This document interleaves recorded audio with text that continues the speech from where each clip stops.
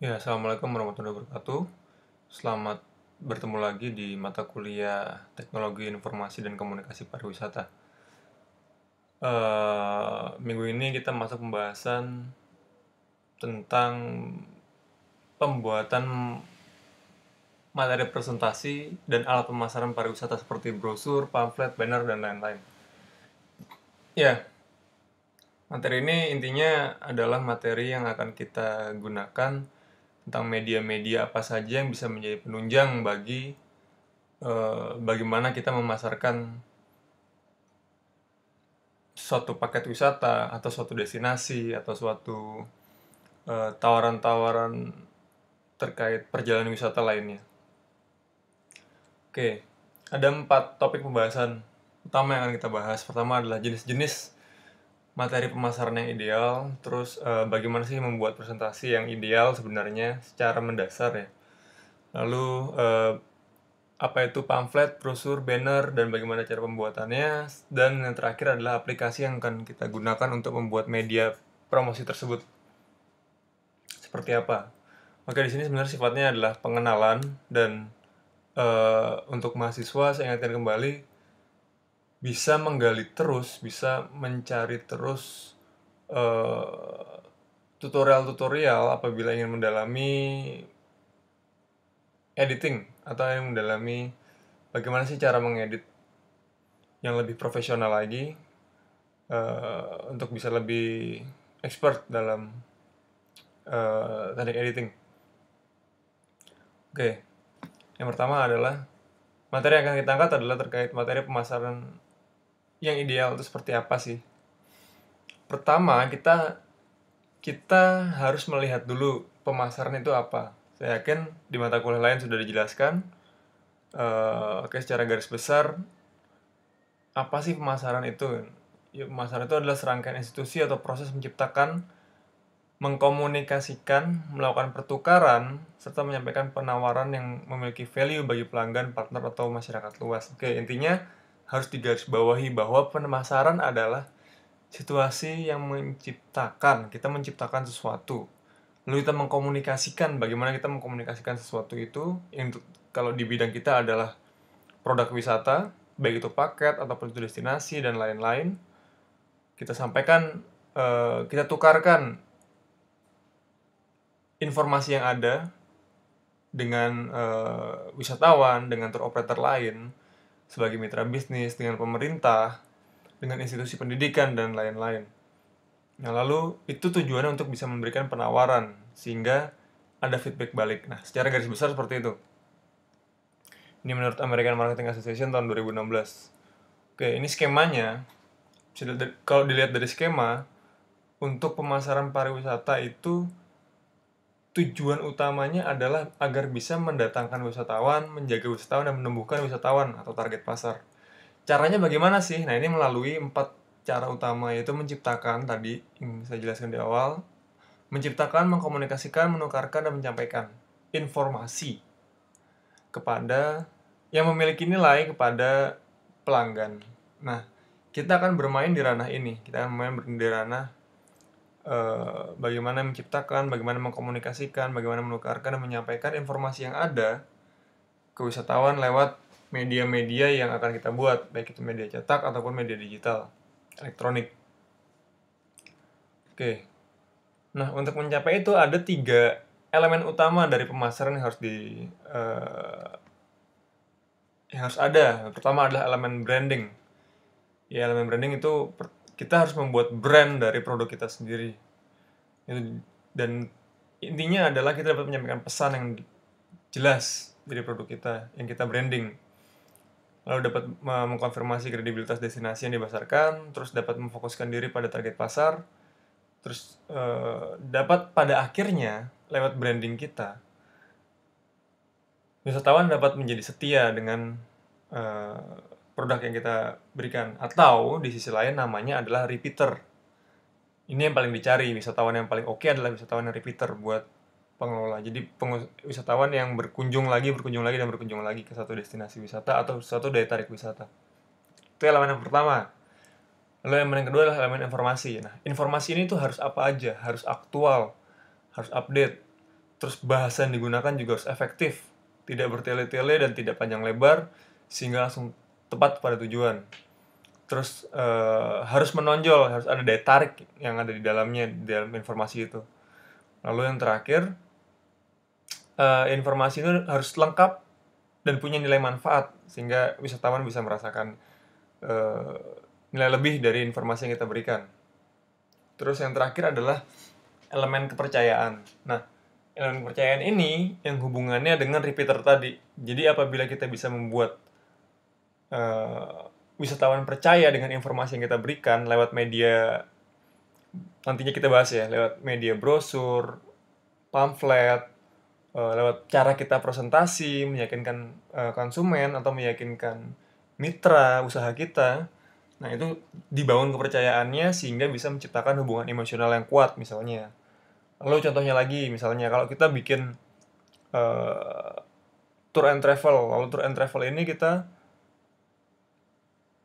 punya website atau punya media sosial. Nah, kita akan menampilkan review dari pengguna-pengguna yang sudah kita layani. Sehingga, untuk apa sih reviewnya itu? Nah, review ini adalah untuk bisa membangkitkan kepercayaan dari calon wisatawan yang akan menggunakan tour operator kita. Jadi dia bisa melihat negatif, positifnya tour and travel kita dari sudut pandang penggunanya. Seperti itu. Nah, lalu posisi media di mana sih, media promosi pariwisata? Dari tujuan pemasaran tadi yang awal, lalu kita jabarkan dengan 3 elemen kunci pemasaran.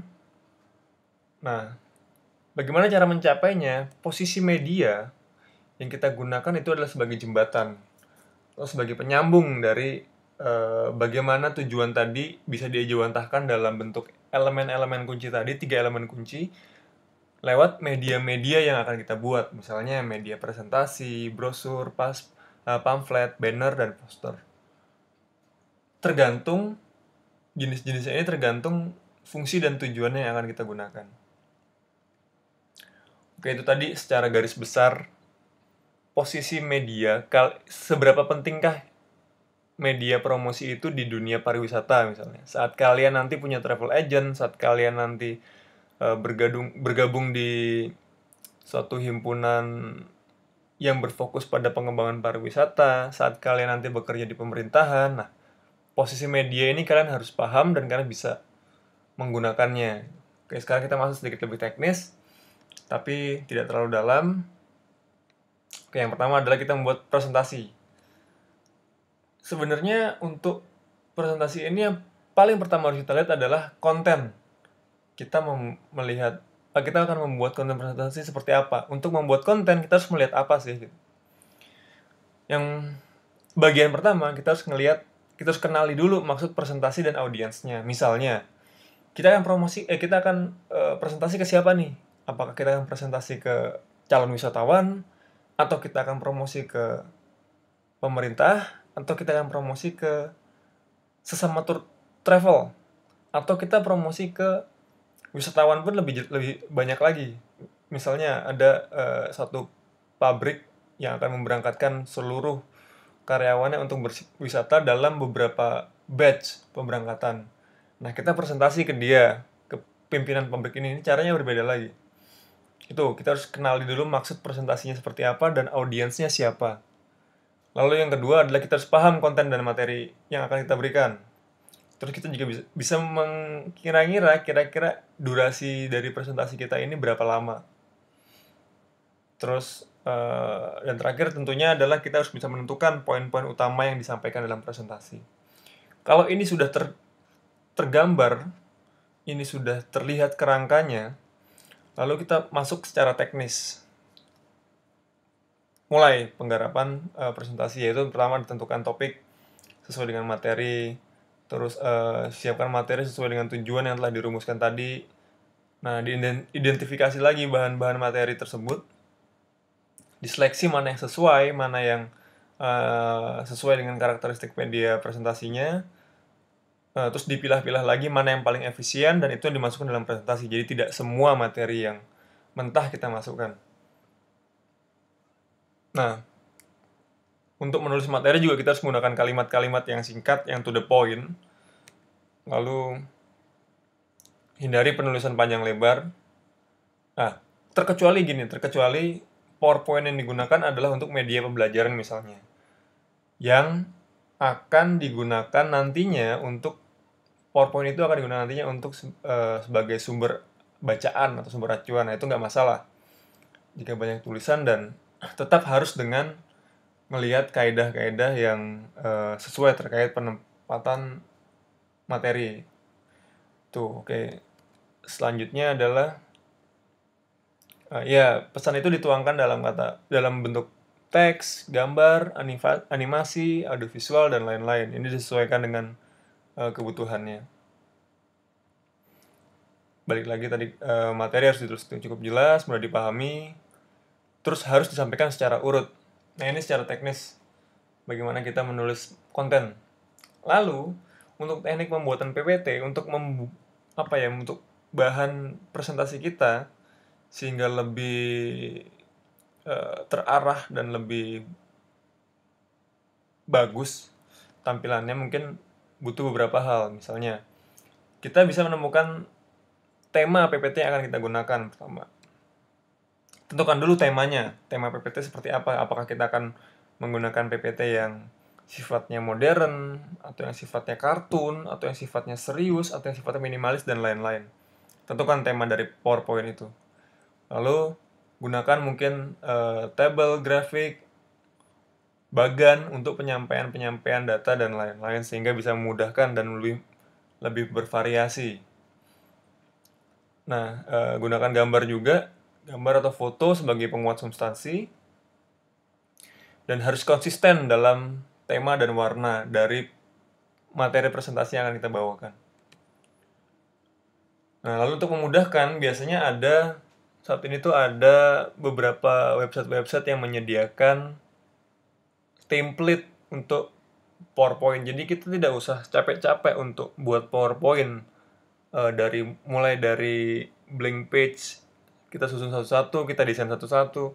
Itu nggak perlu lagi, karena sudah banyak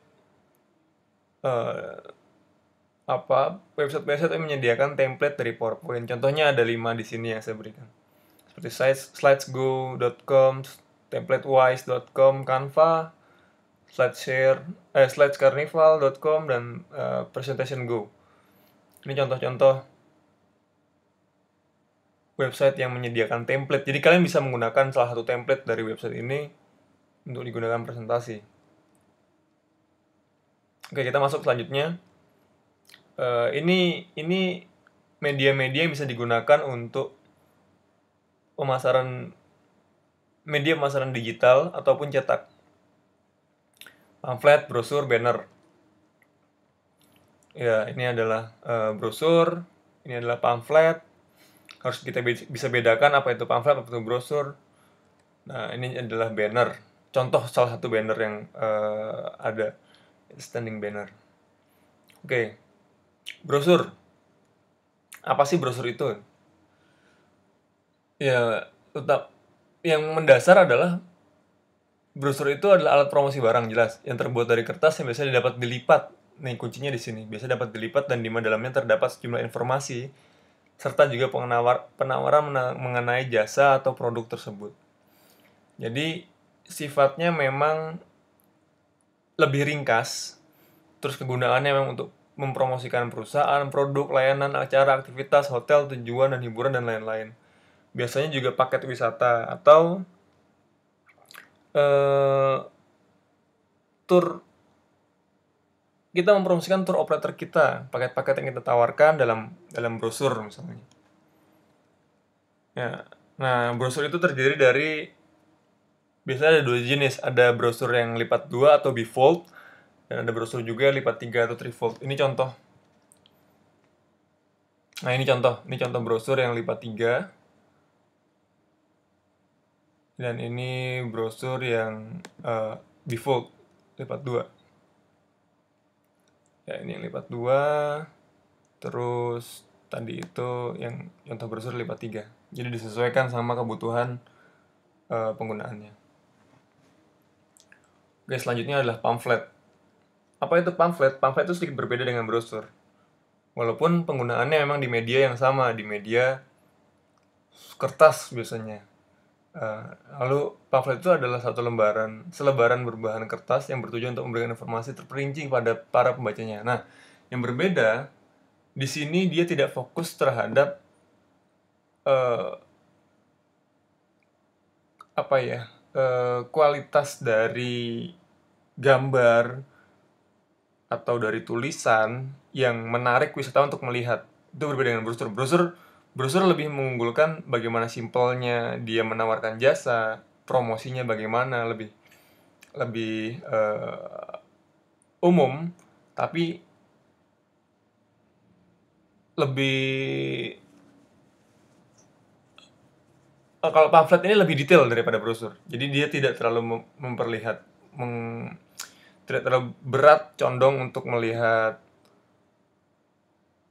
apa bagus atau tidaknya tampilan, tapi lebih informasi yang diberikan, detail informasi yang diberikan. Itu pamflet, itu makanya yang berbeda. Jadi pamflet itu umumnya digunakan untuk tujuan edukatif atau informatif. Nah,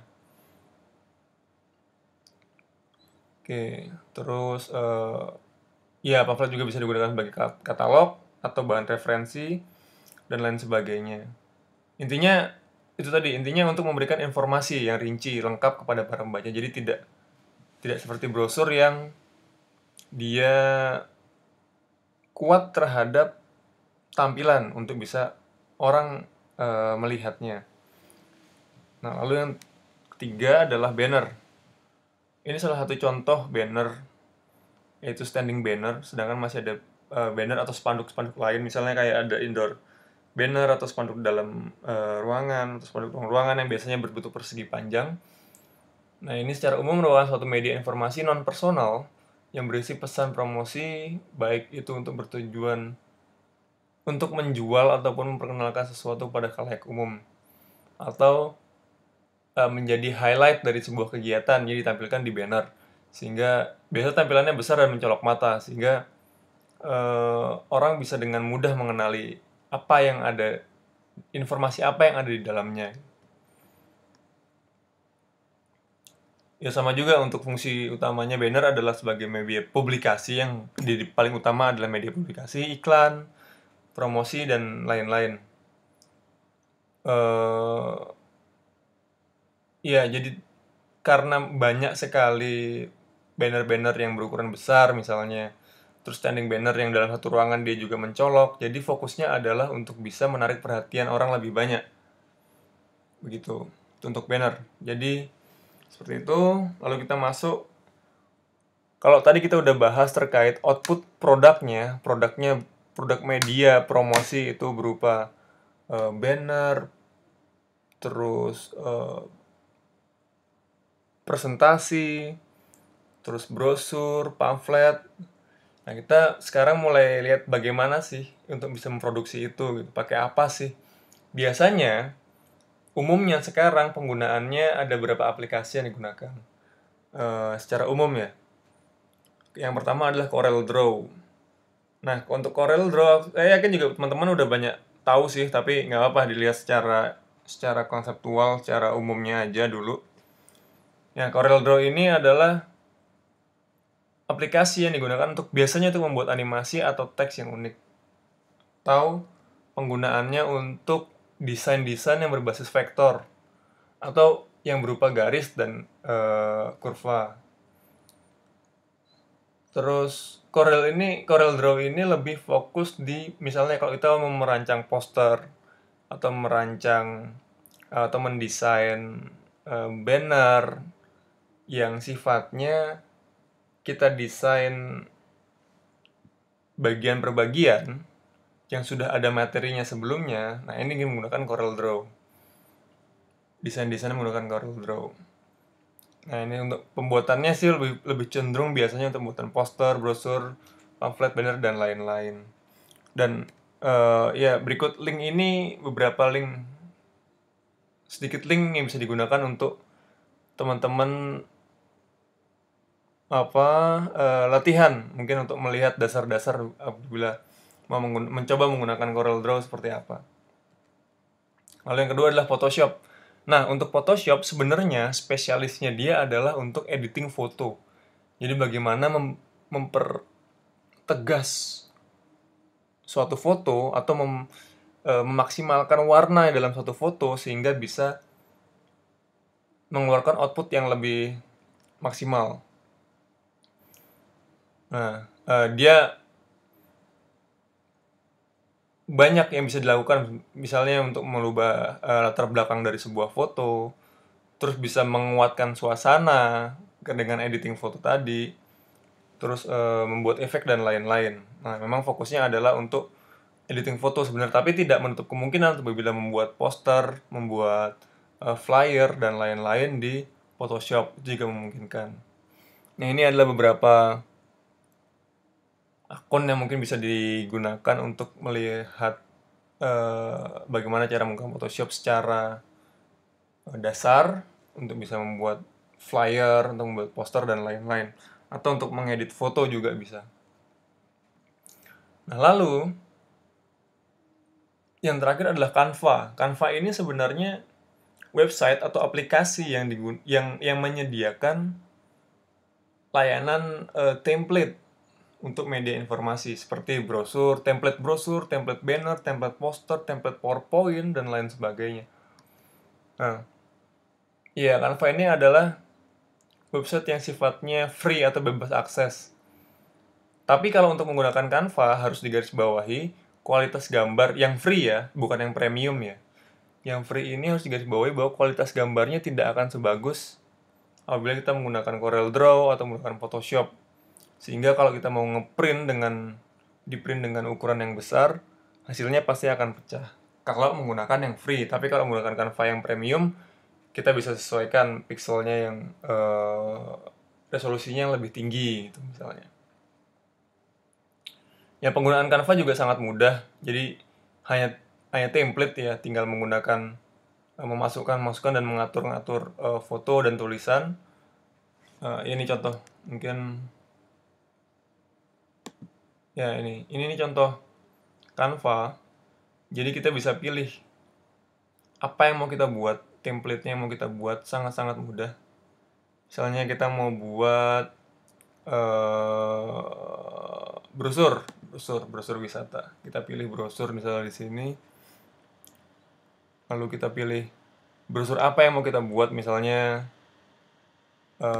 seperti ini ya. Ya, tinggal kita edit gunakan template. Terus ya tinggal diedit tulisannya, tinggal dimasukkan gambar-gambarnya. Itu sangat-sangat mudah. Ya, kira-kira begitu. Oke. Oke, kira-kira segitu untuk hari ini.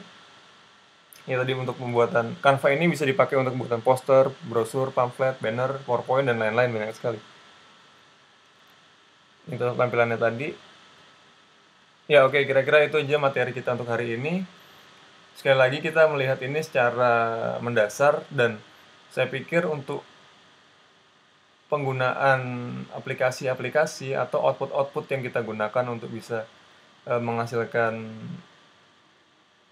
materi presentasi, poster, banner, itu harus diasah terus menerus. Jadi tidak hanya sekali melihat materi terus sudah dan itu bisa lancar, tapi harus terus menerus digali. Kira-kira segitu aja materi kita untuk kali ini. Jika ada pertanyaan bisa dituliskan di kolom komen. Ya, kira-kira seperti itu. Assalamualaikum warahmatullahi wabarakatuh.